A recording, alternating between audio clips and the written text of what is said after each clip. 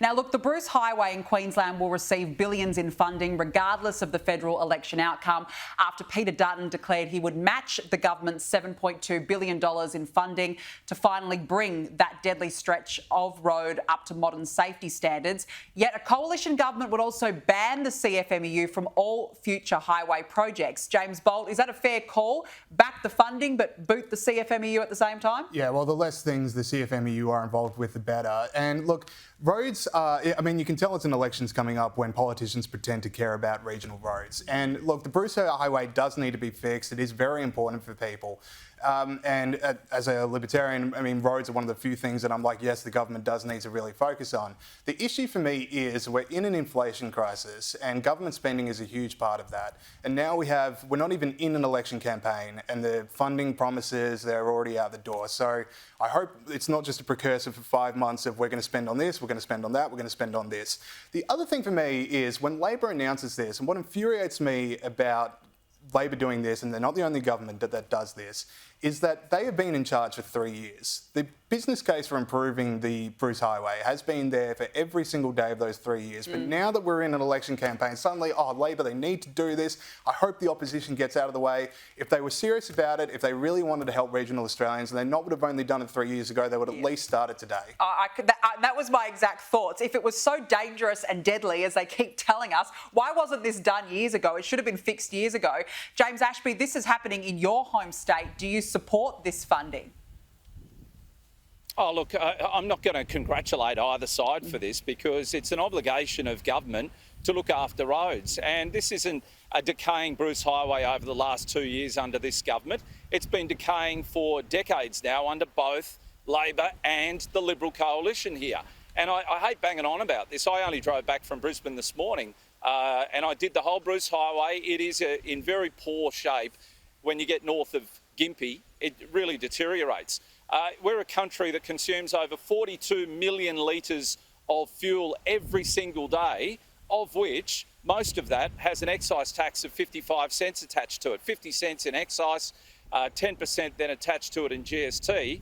Come on, there's been plenty of money applied to, collected certainly by the federal government and state government for that matter in GST, that has not been put towards the upkeep of not just the Bruce Highway, but all regional roads that lead to some of the most productive country, whether it be mining or agricultural sectors of this state. So, no, I won't congratulate either side. You should have done this a long time ago. You should have committed the money. And Australians, don't fall for this crap. It's happening, just months out from an election. We're not idiots. No, how convenient, you're right.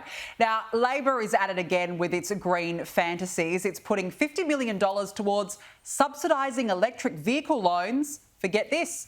Farmers and truckers in a push to decarbonise key industries. Under the scheme, an eligible borrower paying off a loan on a $60,000 EV could save $1,700 in interest over 5 years. James Bolt, I wonder how excited the farmers are to drive that Tesla on the farm, drive it through the paddocks. This is ridiculous. Yeah, I can see the EV tractor getting 5 metres into a paddock and then needing 9 hours to recharge. Exactly.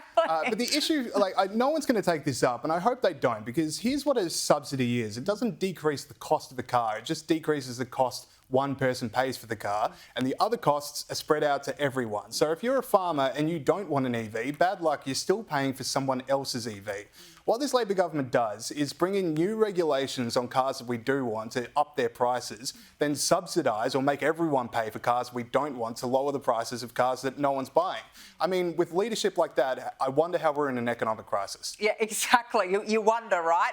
And James Ashby, the other thing is aside from the ridiculous optics of this whole proposal, it's only $1,700 over 5 years. What sort of an incentive is that? Well, it won't encourage any regional person, particularly farmers, to get into this. Let me paint the picture for you. The people who buy electric vehicles are people that shop at Louis Vuitton and have designer dogs. We're not talking about people with Kelpies and who shop at Kmart and Woolworths here.